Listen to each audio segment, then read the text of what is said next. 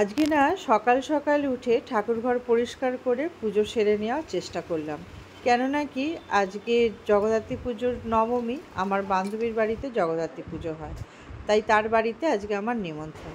তাই রাজুর হেল্প নিয়ে তাড়াতাড়ি সেজে গুজে আমি রেডি হয়ে নিলাম তার বাড়ি। কেমন লাগছে আমায় জানিও। রাজু ছেলেদের কারোরই যাওয়ার সময় হচ্ছে না, তাই আমি একাই ড্রাইভার নিয়ে চলে যাচ্ছি। ঠিক বৃষ্টিটাও শুরু হয়েছে, সাথে মালা রয়েছে, তারপরে অনেক টুকটাক জিনিস রয়েছে। তো উঠে পড়েছে এই গাড়িতে, একাই যাচ্ছি।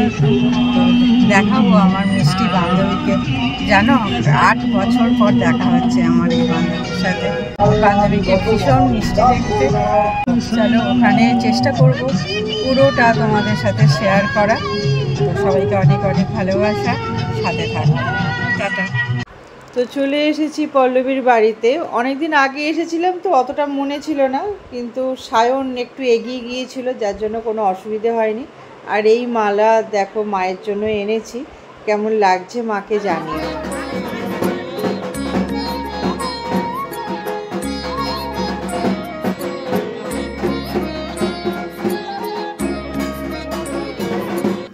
আর পল্লবীর জন্য নিয়ে এসেছি এই শাড়ি, আলতা, সিঁদুর।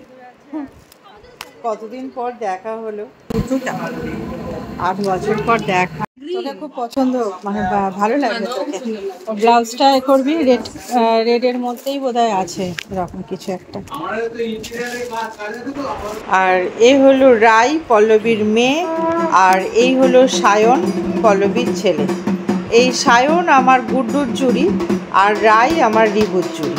তো জুলিয়ান ডে স্কুলে যেদিনকে গুড্ডুকে আমি ফার্স্ট অ্যাডমিশন করাই, সেদিনকে পল্লবীও সায়নকে ফার্স্ট অ্যাডমিশন করিয়েছিল।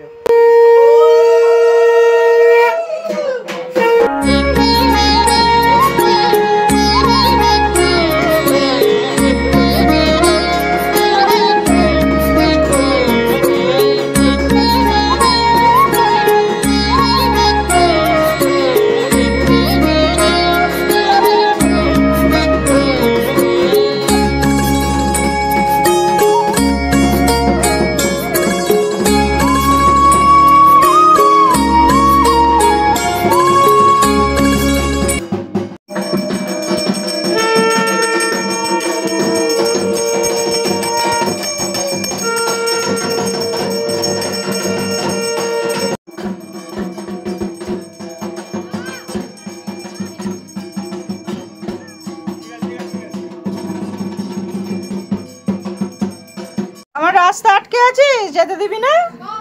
কি গো,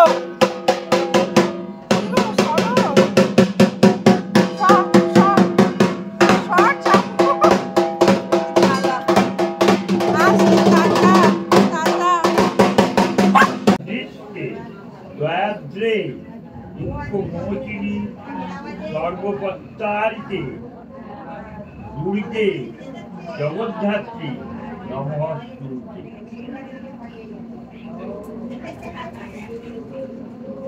এরপর দাদার সাথে একেবারে অন্নভোগের জন্য গিয়েছিলাম। এখানে আমরা সবাই মিলে অনেক কথা, গল্প, আলোচনা সব হচ্ছিল। দাদা ওনার মনের কথা সব আমাদের সাথে শেয়ার করছিলেন। আর দেখবেন যখন বিজনেসে নেমে পড়বে না, তখন আপসে মাথায় এসে 5টা 5 রকম। শেষে এই যে আরেক বর্ণালী চলে এসেছে। আমি ইন্দ্রাণী, ঈশিতা এদের সবার সাথে খাবার টেবিলে বসে পড়লাম। এই কাকিমা হলেন বর্ণালীর মা।